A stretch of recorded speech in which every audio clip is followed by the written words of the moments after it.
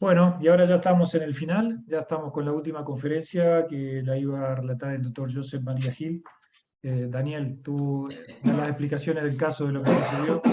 Bueno, bien, me toca un tema complicado, difícil. El doctor José María Gil, una de las mentes más lúcidas, más importantes en los últimos tiempos de la medicina manual, un amigo personal, médico especializado en cirugía ortopédica y traumatología y rehabilitación, medicina ortopédica y manual, medicina y traumatología del deporte y medicina naturista. Fue jefe del Departamento de Traumatología, Rehabilitación y Accidentes de Trabajo en Mataró, Barcelona. Fue coordinador de la Unidad de Medicina del Aparato Locomotor, presidente y fundador del Grupo Barcelona de Medicina Ortopédica y Manual.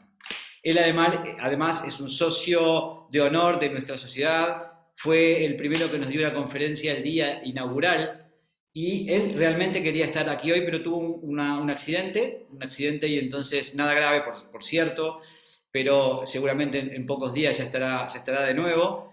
Pero lamentablemente, bueno, no puede estar presente hoy, no obstante, él nos ha dejado su presentación y me ha pedido que se las lea. Así que tengo este enorme desafío, créanme lo que es muy difícil para mí, sepan comprender, esto no es el doctor Gil, yo voy a leer lo que él nos brindó, es una conferencia extraordinaria y les prometo que seguramente apenas esté el doctor ya entre nosotros en poco tiempo, le vamos a pedir que esta conferencia la haga nuevamente, la haga dentro de lo que tenemos previsto como charlas cada 2 o 3 meses de la sociedad. Así que, pero no queríamos dejarlos sin esta charla. Así que vamos a intentar hacer esta conferencia en nombre de nuestro querido profesor.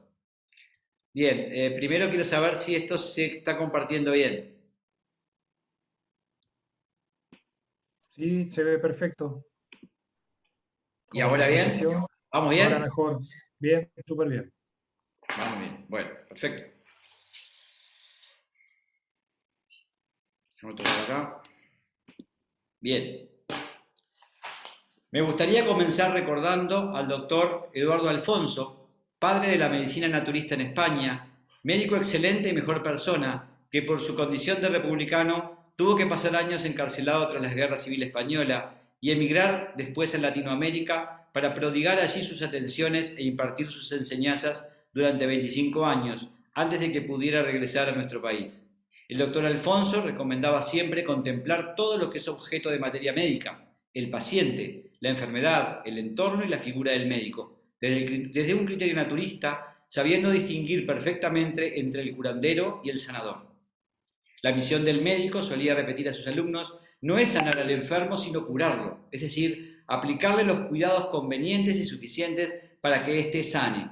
Quizá por ello, como persona avanzada en su tiempo, fue siempre partidario del empleo de técnicas manuales, no solo en el tratamiento de muchas dolencias y lesiones del aparato locomotor, sino también en la recuperación y rehabilitación de sus secuelas. En el desempeño de las tareas asistenciales en la salud, las gentes del pueblo y los pacientes han sabido desde siempre catalogar a los médicos en niveles competenciales distintos dentro de la profesión, reconociéndoles mayor o menor prestigio en función de sus conocimientos, de su comportamiento asistencial y de sus resultados. De manera tal que en épocas pasadas siempre fueron mejor considerados los curanderos que los sanadores, los enfermeros que los bañeros, los cirujanos que los barberos y los médicos que los prácticos.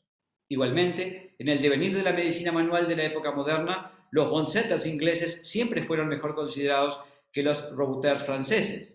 En España, los algebristas siempre gozaron de más prestigio que los componedores de huesos y más próximos a nuestra época, en el panorama médico americano, han estado siempre más considerados los osteópatas que los quiroprácticos, y pienso yo que por los mismos motivos y con idénticas razones, los médicos de medicina ortopédica y manual debemos esforzarnos por ser considerados mejores que los terapeutas manuales. Los médicos formadores en medicina ortopédica y manual no somos terapeutas, somos médicos. Y como tales, nuestra competencia se basa en una formación integral como médicos, en atender y curar a los enfermos, en practicar sus anamnesis, su exploración y en el correcto estudio e interpretación de sus pruebas complementarias, para poder llegar no solo a su diagnóstico, sino también para poder sentar un pronóstico de la posible evolución de su proceso patológico y así poder indicar con fundamento un tratamiento adecuado y aplicarlo de la manera más efectiva en cada fase de la enfermedad. Por todo ello, la medicina ortopédica y manual es medicina, y así, con mayúsculas. Las técnicas de tratamiento manual en medicina ortopédica manual son numerosas, y muchas de ellas las compartimos con otras disciplinas médicas, tales como la medicina física, la rehabilitación, la balnearioterapia. Entre esas técnicas están las manipulaciones. Hay manipulaciones terapéuticas, que son todas aquellas maniobras aplicadas al paciente de forma pasiva, con las manos del médico con una intencionalidad curativa, es decir, para aliviar o sanar una dolencia. Pero hay también otras manipulaciones destinadas al tratamiento específico de los dolores articulares y son conocidas como manipulaciones articulares. Pero, ¿qué es una manipulación articular? La manipulación articular es una movilización pasiva forzada realizada con las manos del médico de una o varias uniones articulares hasta rebasar el límite del movimiento articular normal o fisiológico sin sobrepasar su límite anatómico. Profesor Dr. Robert Main. Las articulaciones implicadas en la mecánica de la columna vertebral son numerosas. Así, de manera general, reconocemos en el plano anterior de la columna vertebral las articulaciones intersomáticas, todas ellas amortiguadas y protegidas por una estructura discal, y en el plano posterior las articulaciones interapoxarias.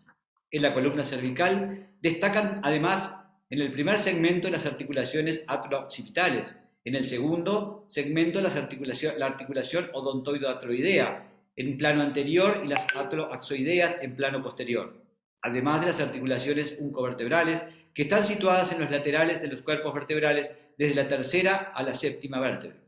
Finalmente, y aunque el sacro no se comporte como una vértebra más, tenemos las articulaciones sacroilíacas en número 2 y la articulación sacrocoxigia al final de la columna.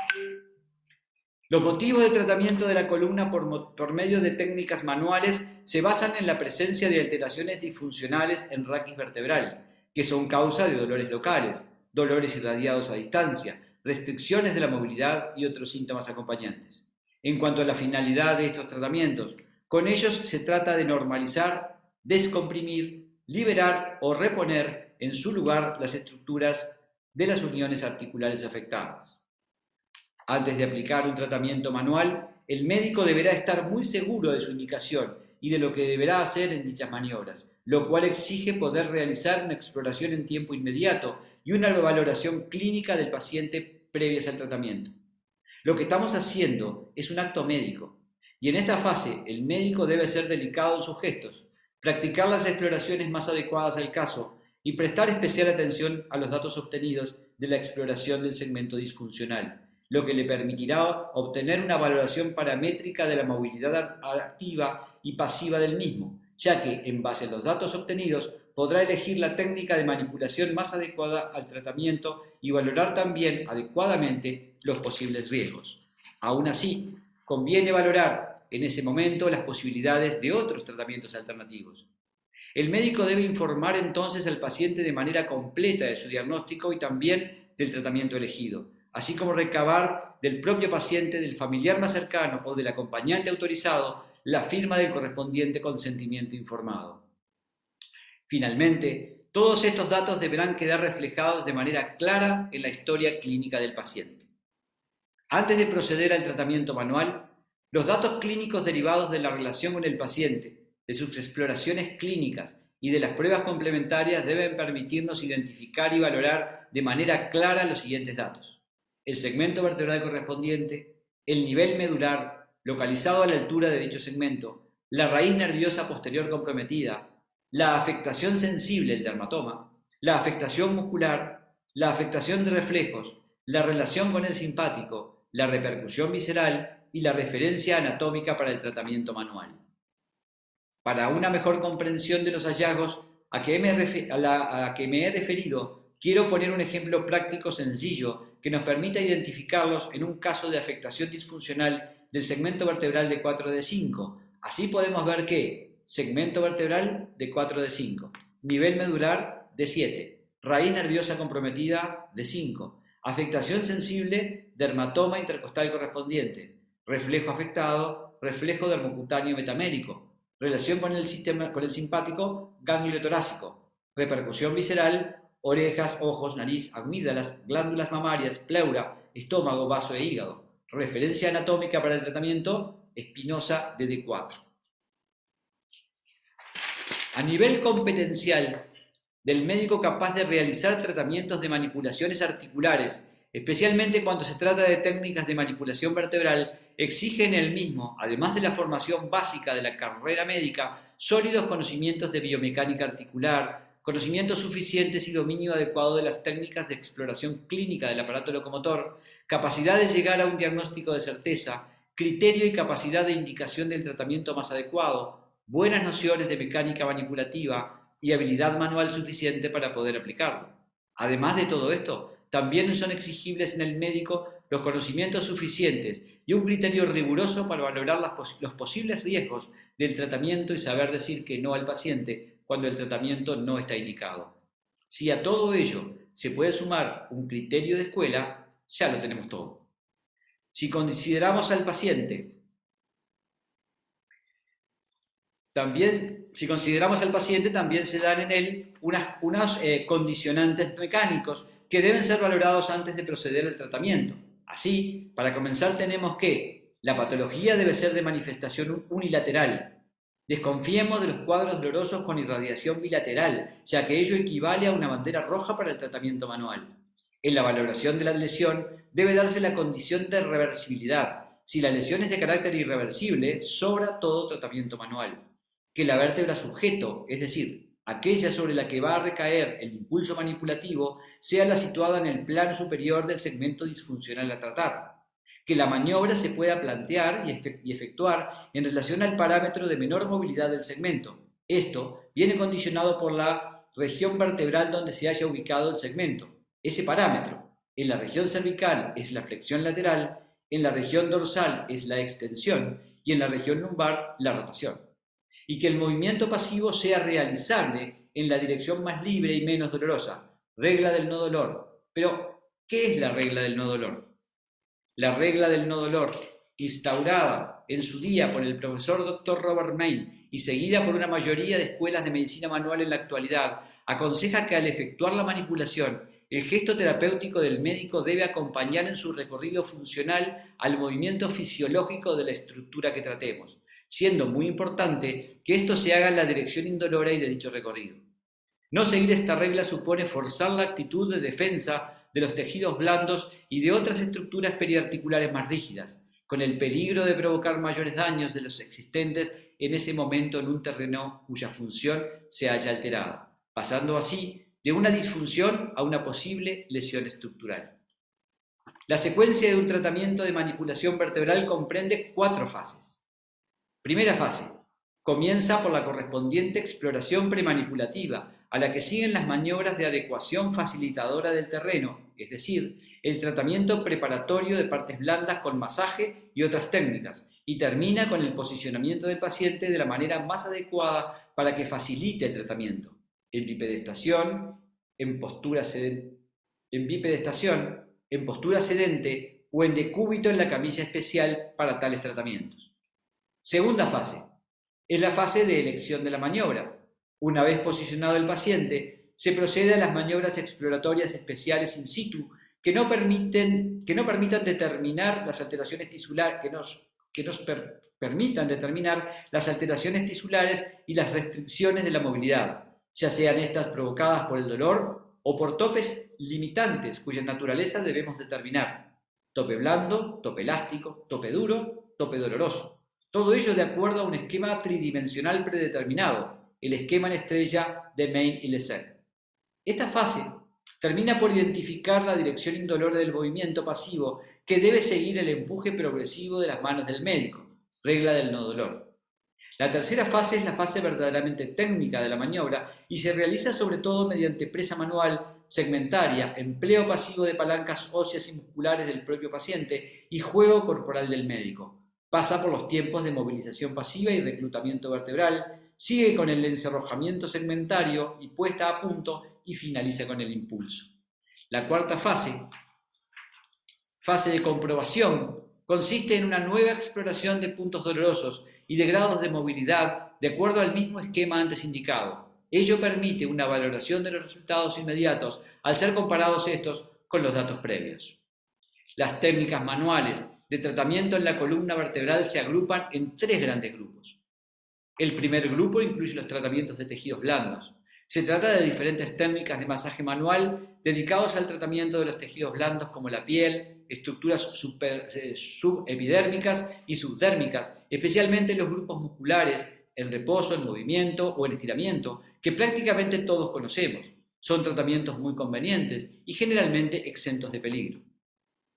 El segundo grupo incluye otras técnicas más especiales de masajes más localizados y puntuales, destacando entre ellas los masajes reflejos de Dick, el masaje transverso profundo de Cyriax, la técnica de arrastre y resolución del profesor Strand, las técnicas de estiramiento global y analítico, las llamadas técnicas de osteopatía suave, como las técnicas de posicionamiento y relajación o las técnicas dinámicas de Chaitov, así como las técnicas cervicales no manipulativas del profesor Berlinson.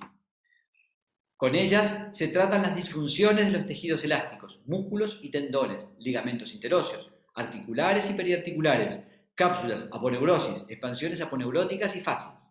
El tercer grupo incluye todas las técnicas de manipulación articular, ya se trate de técnicas de tracción, técnicas de deslizamiento, técnicas de apertura y técnicas de rotación. Las técnicas de manipulación articular usadas en los tratamientos de las disfunciones vertebrales se denominan de acuerdo a su incidencia y a su esquema de construcción mecánica. Las técnicas directas son aquellas en cuyo desarrollo intervienen un parámetro direccional y un punto de fuerza, focalizados ambos en un mismo sentido.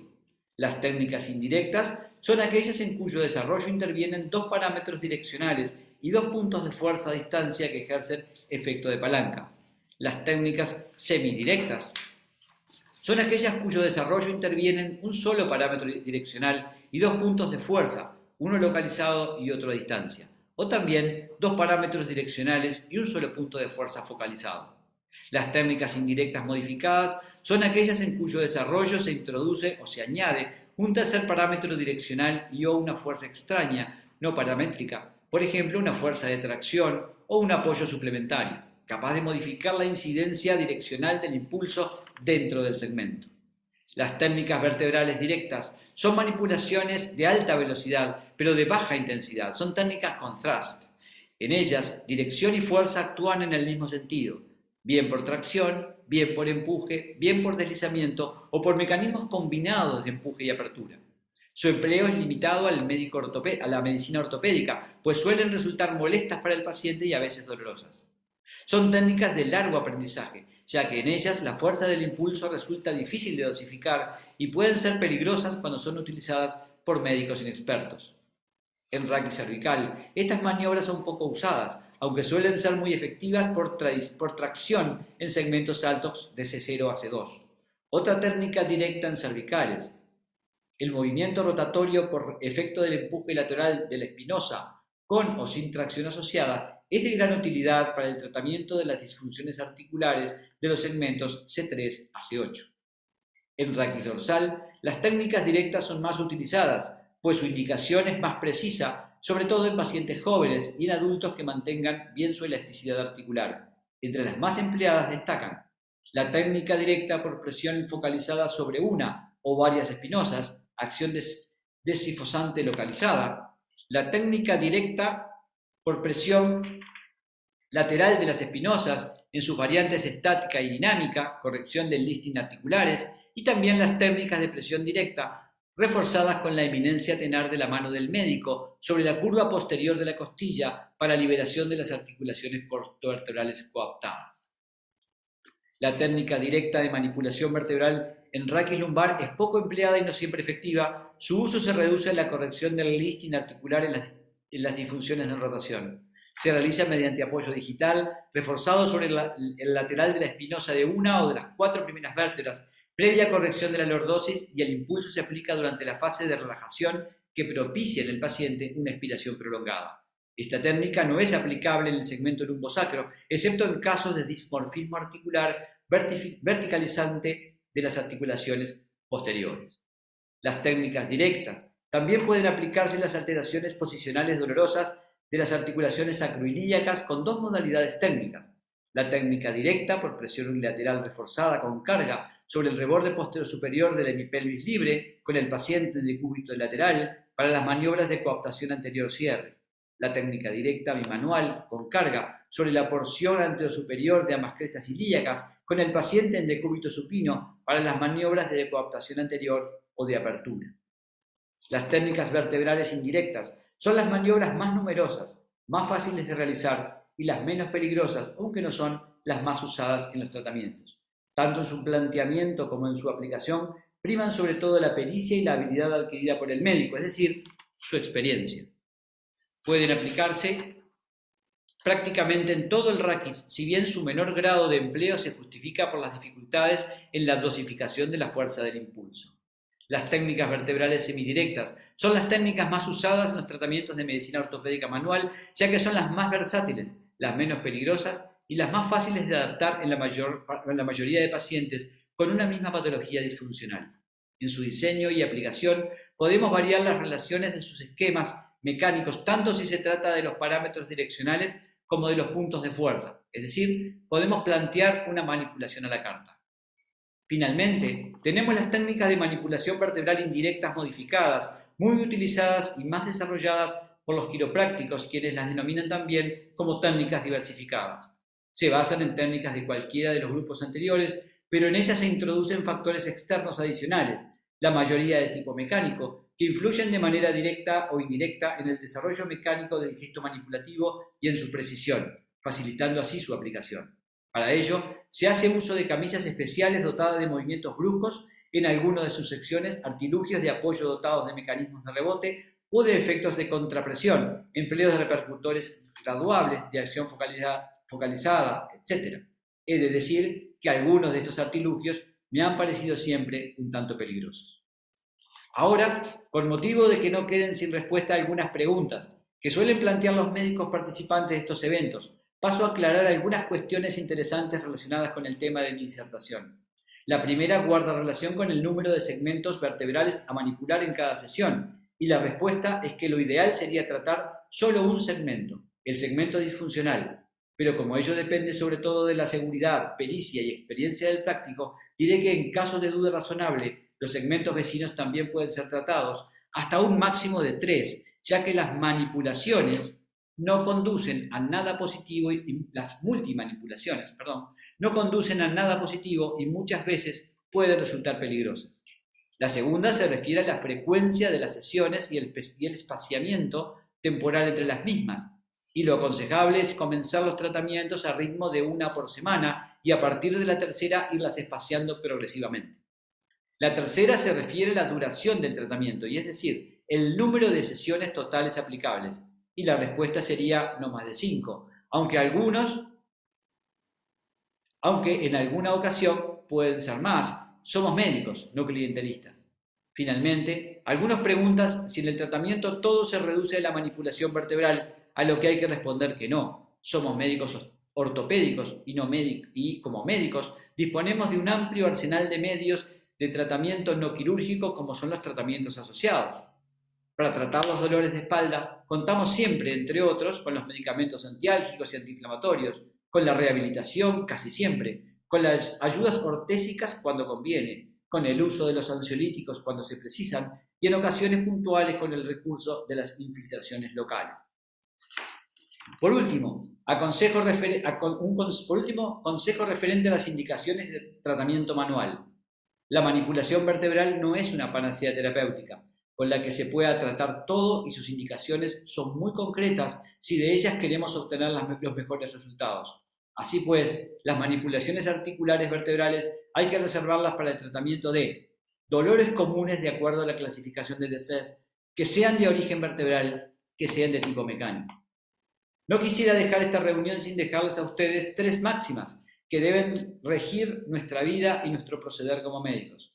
La primera tiene un carácter deontológico y moral, y nos la dejó Hipócrates 460 años antes de nuestra era. Primum non nocere, ante todo, no causar daño. La segunda es del profesor Guy Pigagnol, un gran estudioso de las técnicas de manipulación vertebral, que junto al doctor Eric de Winter sentó las bases teóricas y clínicas y biomecánicas de la manipulación. Con estas máximas nos invita a los médicos a la formación continuada y al reciclaje periódico de nuestros conocimientos. Dice así, pour mieux agir, mieux comprendre, para mejor hacer, un mejor comprender. Es decir, para hacer mejor las cosas, es mejor entenderlas bien antes, y esto en nuestra profesión solo se logra con vocación, inquietud y estudio. La tercera máxima es de uno de mis maestros, el profesor Robert Main, y con ella nos llama a obrar con prudencia y a responsabilizar en la aplicación de nuestros tratamientos manuales. La máxima dice, mas c'est toujours manipular quelquefois, aplicar masaje siempre, manipular algunas veces. Una máxima que no necesita ningún comentario. Y así termina entonces esta exposición de nuestro querido profesor, doctor Josep María Gil. Y con esto creo que he cumplido. Espero que les haya gustado. La verdad que el profesor Gil siempre es un libro abierto en estas materias. Bueno, y ahora Salió. Perfecto. quiero Bueno, terminar. perfecto, ya llegamos al final. Llegamos Llegamos al muy bien al final. final. Llegamos al final y quiero decirles algo que siempre no, una de las cuantas cosas que aprendí con el doctor Sagrera, que son dos preguntas cuando uno llega al final. ¿Lo habéis disfrutado? ¿Estamos disfrutando? Esa es la primera pregunta. Sí, claro que ¿Hemos sí. aprendido algo? Entonces ya está, ya lo tenemos. Claro que sí. Ya lo tenemos. Sí. Álvaro. No hay mucho más para agregar. Lo que sí me encantaría, que sería como una cosa más lúdica, es si nos conectamos todos en cámara, porque en algún momento nos vamos a conocer, los que quieran conectarse en realidad. Y bueno, para conocernos un poco la cara de todos los que estuvimos aquí. Y hacer. Me encantaría. Sí, Me encantaría. sería bueno. Hola a todos. Bueno, agradecer la presencia de todos. Yo creo que más tú, Daniel, como presidente de la sociedad, hacer un término, un discurso agradeciendo a todos los presentes. Tú tenés mejores palabras que yo y yo solamente un honor haber podido participar y conocer a tan grandes profesionales, sobre todo que uno los conoce por haber estudiado sus temas y poder verlos en vivo para mí fue realmente muy emocionante. Así que muchísimas gracias de mi parte. No hay mucho más para agregar. Daniel, o si alguien más, Edgar, si tú quieres decir algo, alguno abierto.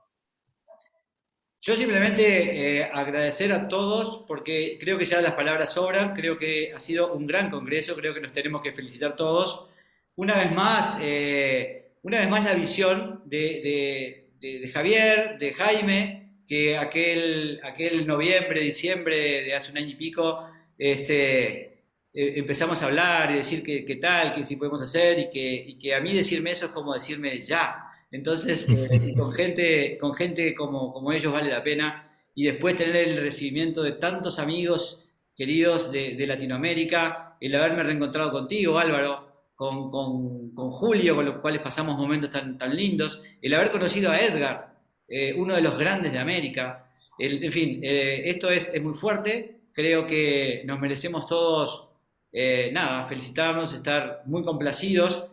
Agradecer una vez más a Gen Bullman, porque siempre está atento a nosotros, y si bien, lo reitero, somos un pichón de sociedad, porque recién empezamos, la FIM nos está viendo, nos está respaldando. Yo sé que atrás de todo esto también está Javier, que está presionando para que eso suceda, pero muchas gracias a todos. Edgar, me gustaría que tú, como nuestro gran profesor aquí, te despidas de este congreso y nos cierres el congreso.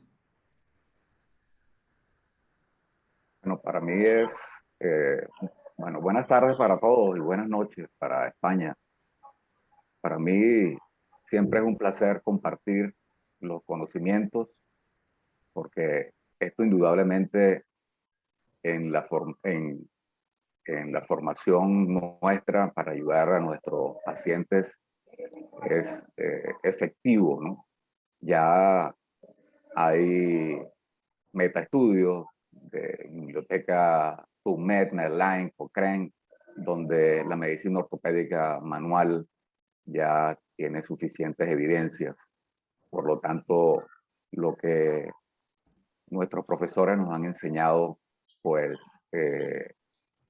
satisface las necesidades tanto de nosotros como de los pacientes que nos consultan. Seguirán existiendo nuevas prácticas, nuevas tendencias, y lo importante es que ya comenzamos en Latinoamérica y eso nos va a hacer más fácil porque para algunos pues no se nos es fácil ir a España a formarnos, a Francia. Muchos soñamos con haber ido en alguna oportunidad al Hotel Dieu, a estar con el maestro Main.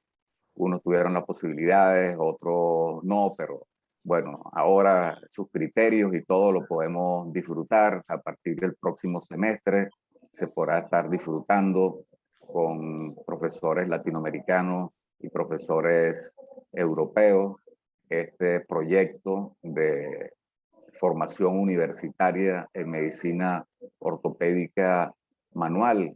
Ya no quedarán muchos médicos, como la experiencia de la doctora Alma Rosa, que nos contaba esta mañana, de su formación,